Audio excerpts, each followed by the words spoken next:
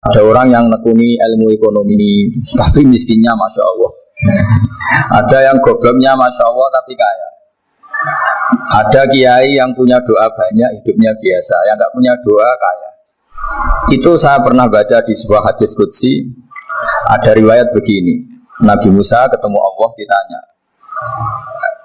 Limadha, kata Allah, kenapa saya memberi rezeki orang yang bodoh? Ahmak itu orang yang bodoh sekali. Kadang tak ciptakan dia jadi orang kaya, dan yang pintar ekonomi kadang tak ciptakan jadi orang miskin. Si Nabi ini tanya, kenapa ya Allah? Supaya dia tahu yang mengendalikan rezeki itu saya, bukan ilmunya dia kan. Jadi banyak orang, misalnya kita yang pintar dipekerjakan orang yang nggak pintar, yang punya pabrik tidak pintar mengerjakan orang yang pintar. Jadi ya kira-kira agama itu seperti itu. Sehingga dalam kita beragama itu yang paling ditekankan itu tawadhu. Tawadhu itu merasa sopan atau memang sopan betul. Kalau dalam Ihya disebut, sekiranya Anda tidak bisa tawadhu secara rasa, tawadhulah secara ilmu. Saya ulang lagi ya, sekiranya Anda tidak bisa tawadhu secara rasa, tawadhulah secara apa?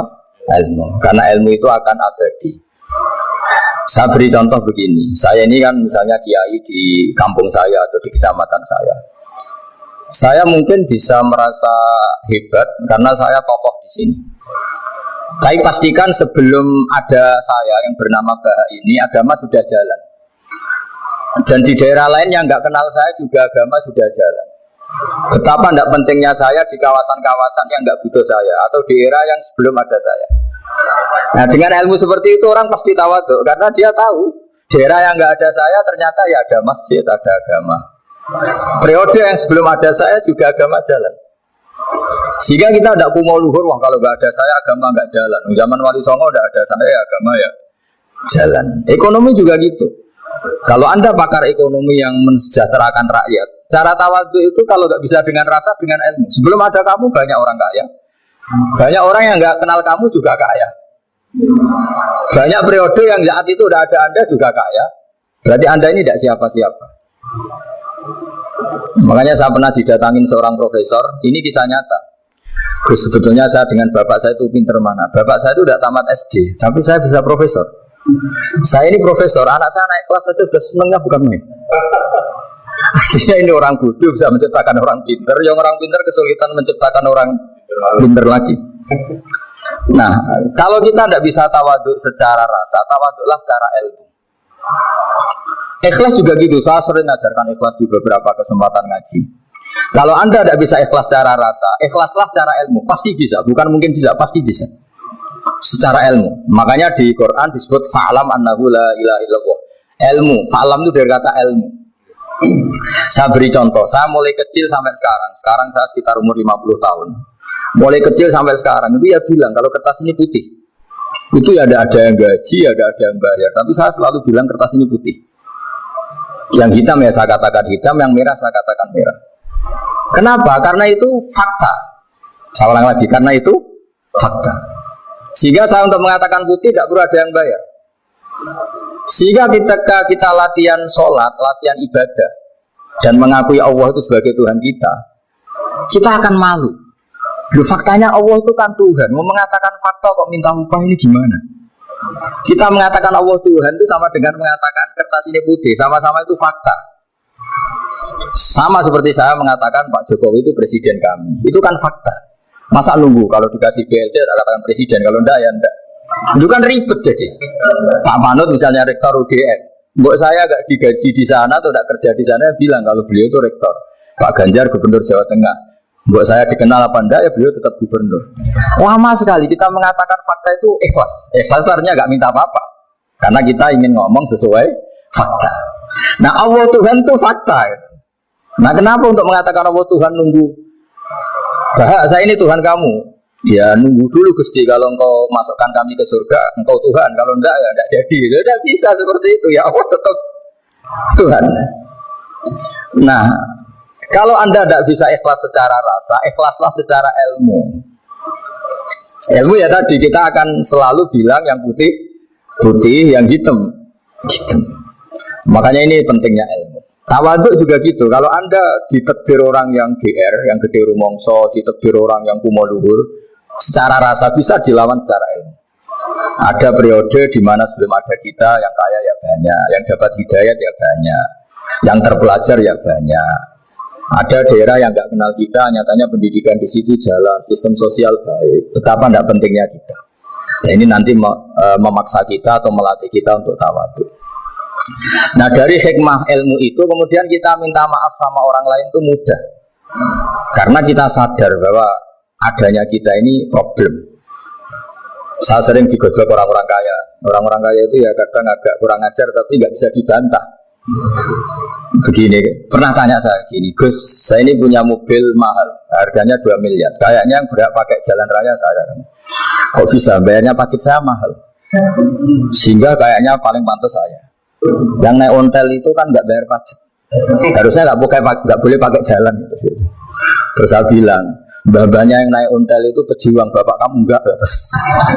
Kamu nggak warisnya. Artinya ada teori dalam kitab hikam itu kitab tasawuf dalam pesantren. Itu kebaikan saja di soal. Misalnya begini, kita ini bangga sebagai urip yang tertib, hidup yang tertib di kantor, di tempat-tempat pekerjaan. Tapi kalau itu semua terjadi, kalau ada kecelakaan di jalan itu nggak ada yang nolong langsung. SAR paling efektif, tim penolong paling efektif ya orang-orang nganggur itu. Orang-orang yang di jalan-jalan di perapatan itu kalau ada kecelakaan langsung nolong. Itu nanti ambulan itu yang kedua, ketiga, yang nolong pertama ya orang-orang yang nganggur-nganggur di jalan itu. Ada orang tersesat nolong. Maka ketika seorang sahabat tanya, ya Rasulullah, kalau engkau melarang kita jagongan di jalan itu kita tidak bisa. Jadi kata Nabi, ya silahkan saja, tapi adu haqqat thoriq, hak kamu di jalan itu datangkan. Apa itu? Ya kamu bisa amar ma'ruf nahi mungkar. Coba kalau di terminal, di tempat publik banyak orang yang soleh, itu nanti copet ya sungkan, yang mau jambret ya sungkan, karena di situ orang-orang soleh. Nanti yang nggak sholat juga sungkan, karena di situ banyak yang sholat.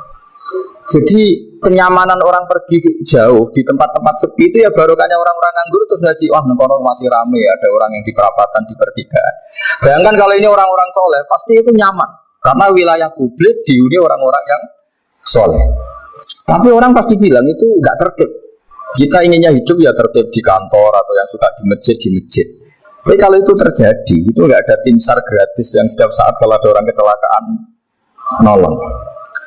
Makanya dalam makalah hikam itu paling masyhur diantaranya itu manusia itu siapa? Manusia itu mangkanat mahasinuhu masawiyah, pakai falatakun masawihi masawiyah. Manusia itu orang yang saat baik saja ada salahnya, apalagi masalah. Jadi kalau kamu punya toko lagi laris dan saat laris itu Anda ngerumat keluarga Anda melakukan kebaikan pada keluarga Anda, pasti ada toko lain yang termakjubkan dan tersingkirkan. Makanya saya pernah diskusi sama kiai besar, guyonan sama saya. Kita kalau kiai besar sebaiknya kalau diundang di musola kecil datang apa enggak? Kata kiai yang satu, jangan datang, Gus, itu jatahnya kiai kecil.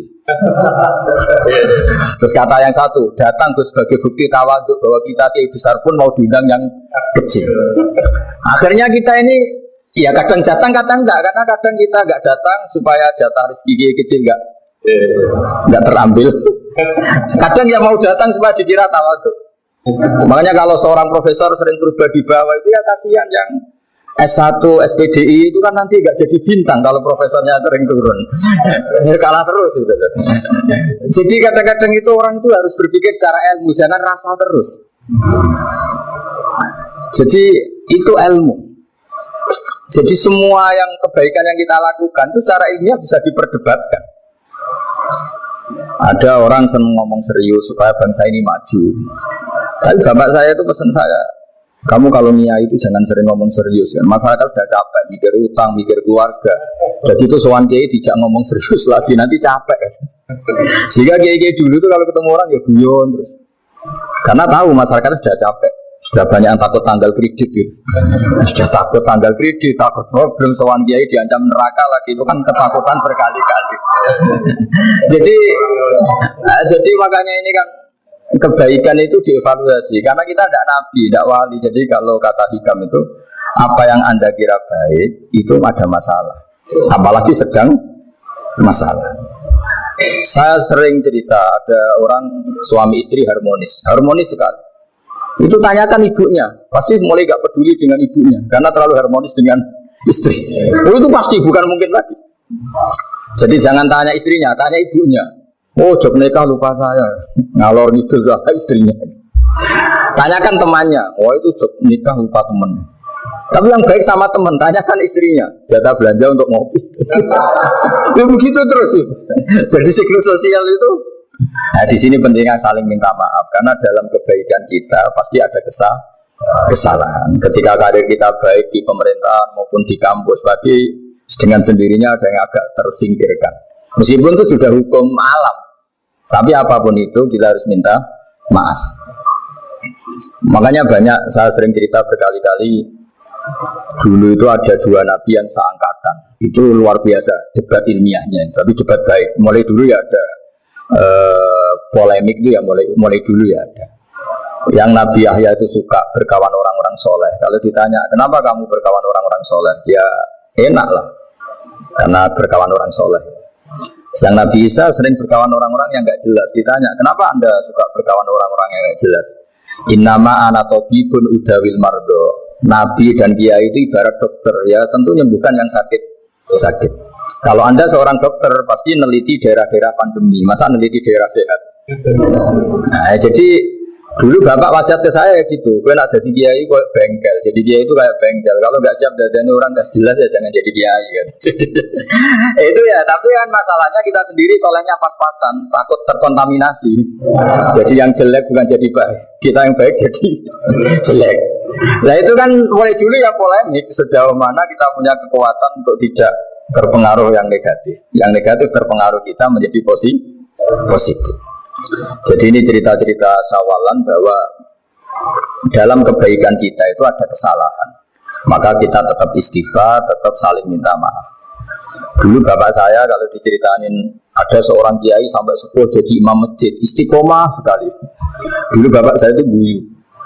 Ya istiqomah, tapi orang dia terus iso jadi kader. Jadi calon-calon kiai sudah putus asa karena nggak pernah punya kesempatan jadi imam. Jadi di balik istiqomah itu ya ada memakjubkan orang lain.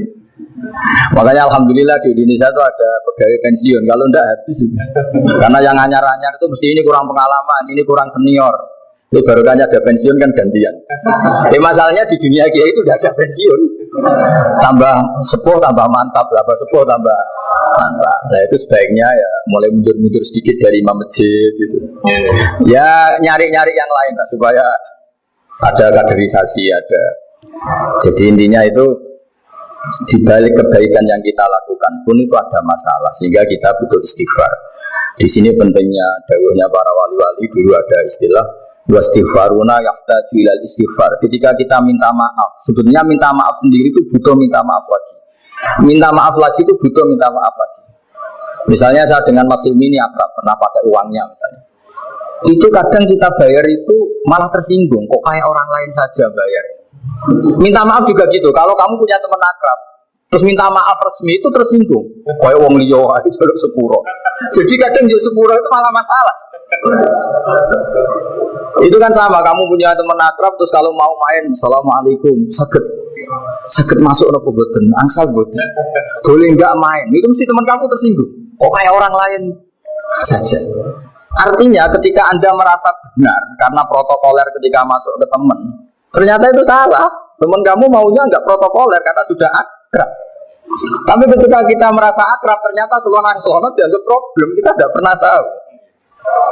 Nah di sini kata ulama-ulama minta ampun itu kebutuhan manusia karena dalam kebaikan kita pasti ada kesalahan. Makanya disebut wastighfaruna yahtaju ilal istighfar. Kita selalu diajari Rabbana dzolamna anfusana, ya Allah kita ini selalu mendolimi diri kita sendiri. Jadi saat kita baik pun ada unsur kesalahan. Jadi tadi kalau anda jadi orang pasti ada yang termahjubkan. Kalau anda kiai besar atau profesor atau pejabat turun ke bawah, ya kalau gubernur turun terus ya bupati gak jadi bintang. Kalau saya kiai besar misalnya turun terus ya kiai kampung itu ya kasihan. Musa pernah diundang Manakipan tidak datang itu kiai kecil bilang matur nuwun Gus gak teko atau iwake gak untuk saya katanya. Barokahnya saya ada itu lucu ya matur nuwun betul. Matur nuwun Gus jenengan gak dugi ya. Akhirnya jatah besarnya untuk saya. Nah, tapi yang punya rumah komplek. Gus tak usah ngeratau teko pepe kunci deh. Nah, ini saya harus mendahulukan versi Soibul Bed yang punya rumah apa versi kiai yang termakjubkan. Artinya pilihan apapun saya harus istighfar karena ada saja unsur salahnya. Ya makanya ini kan ya saya minta UGM juga saya sering undang saya terus nanti dikira karena kampus besar Gus gak mau juga biru lagi. Kalau 1-2 kali mungkin boleh, kalau keseringan ya gak boleh. Nanti itu dikira saya maunya hanya sama kampus besar, padahal saya sama RT ya sering datang juga. Nah ini yang terakhir saya bacakan teks otoritatif sebagaimana janji saya. Kata Rasulullah SAW di sebuah hadis. Ini terakhir nanti supaya nggak lama-lama saya juga punya wadifah. Ada orang itu punya hutang. Hutang itu ya hutang, memang hutang.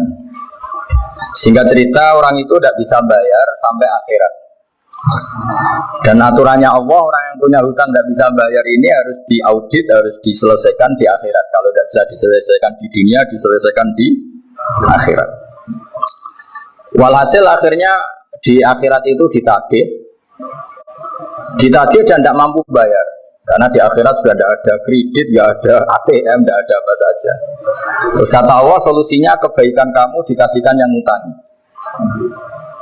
Ternyata kebaikan dia tidak cukup juga.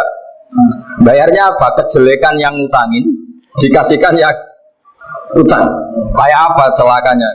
Kebetulan yang ngutangi salahnya banyak, ini kan repot. Tapi Allah itu tidak suka kalau ada orang mukmin yang satu saudara kemudian masuk neraka karena saudaranya ini.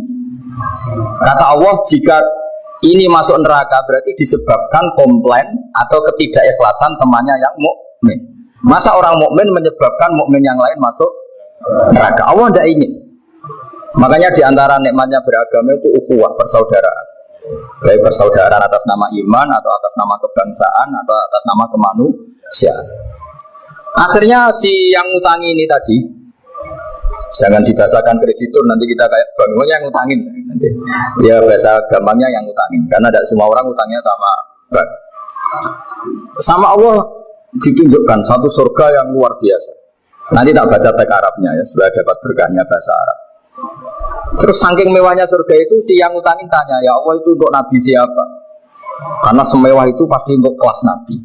Atau untuk wali siapa? Katanya, terus kata Allah, sabda Allah, untuk siapapun yang mampu membeli. Lalu siapa yang bisa membeli surga semewah itu? Kamu bisa. Terus dengan apa ya Allah? Kamu mengampuni teman kamu itu, kamu bebaskan dari utangnya. Nanti tak kasih surga itu. Terus akhirnya sama Allah, kata orang itu, ya Allah saya bebaskan. Ya sudah, kamu berdua masuk surga. Karena Allah tidak ingin ada kasus aneh. Dua orang mukmin ini kan bersaudara. Masa bersaudara kemudian yang satu menjadi penyebab masuknya neraka karena ini tidak mau memaafkan. Artinya kalau kita sawalan itu harus benar-benar mau memaafkan, karena kalau tidak Anda menjadi penyebab teman kamu masuk neraka. Jadi kita janganlah jadi orang mukmin yang menjadi problem bagi saudara kita. Jadi makanya saya itu berharap ada wali utang saya tidak bisa bayar, karena ini masih dibela-belain Allah ini. Karena Allah nggak ikhlas kalau ada walinya masuk neraka. Jadi kalau ada wali utang kamu, itu utangin saja, doain nggak bisa nyaur, no? Nggak bisa bayar. Nanti ini akan dibela-belain Allah di akhirat. Karena wali ini nggak pantas masuk neraka. Ya, jadi kalau ada wali utang kamu mau bayar, sudah Anda tidak usah bayar, nanti di akhirat saja. Nah, yang ribet kalau yang kamu utangin dia ahli neraka, kamu nagihnya disuruh masuk neraka. Nah, itu ribet itu. Sudah utang dia ahli neraka. Ya, tak baca teksnya supaya ini ada di kitab Ihya halaman 197 juz 2. Status hadisnya waqala sahihul isnad, kata Imam Hakim, hadis ini sahihul isnad. Saya baca Arabnya nanti insya Allah sebagian ya supaya kelihatan teks aslinya di bab hukukul muslim. Nama Rasulullah Shallallahu Alaihi Wasallam jalisun ifdohika hatta badat sanayatu. Nabi ketika santai-santai duduk tahu-tahu tertawa sampai gigi depannya itu kelihatan. Jadi tertawa sangat sampai gigi depannya kelihatan. Yang notabene beliau sering hanya senyum, kali ini tertawa betul sampai gigi depannya kelihatan. Faqala Umaru radhiyallahu anhu ya Rasulullah bi abi anta wa ummi mal ladzi adhakaka. Apa yang bikin kau sampai tertawa seperti itu? Qala rajulani min ummati jasaya baina yaday rabbil izzah. Dua lelaki dari umatku sama-sama sungkeman nuntut keadilan di depan Allah. Jasaya itu sungkem, duduk bersimpuh itu kalau dalam bahasa Arab itu namanya jasiyah. Faqala ahaduhuma ya rabbi khudli madlamati min hadza. Faqala wa rudda ala akhika madlamata. Qala ya rabbi lam yaqali min hasanati syai'un. Faqala wa ta'ala li talib kaifa tasna'u bi akhika wa lam yaqala min hasanati syai'un. Faqala ya rabbi falyahmil anni min auzari. Kalau kebaikannya dia tidak cukup, ya salah saya supaya dilimpahkan ke dia. Terus summa fadat aina Rasulullah sallallahu alaihi wasallam dibuka. Nabi di tengah-tengah cerita itu nangis. Senangis-nangisnya karena habis senang lalu nangis karena ini kan kebaikannya sudah dikasihkan habis, enggak cukup. Akhirnya kejelekan yang utangin ini diberikan. Makanya kalau kamu ingin masuk surga, utangi orang-orang soleh sebanyak-banyaknya dan doain nggak bisa apa? Nyawa. Tapi tak jamin orang soleh itu nggak suka utang karena hidupnya sederhana. Kayaknya saya ada akan utang masih ini karena orang soleh itu hidupnya sederhana, pasti tidak butuh. Kalaupun utang paling ya untuk makan kan gampang nyaurnya apa? Terus kata Rasulullah, faqala inna dzalika la yaumun 'adzimun yauma yahtadun nasu fihi ila yuhmala anhum min auzarihim. Terus fayaqulu wa ta'ala lil mutadzallim irfa basarak.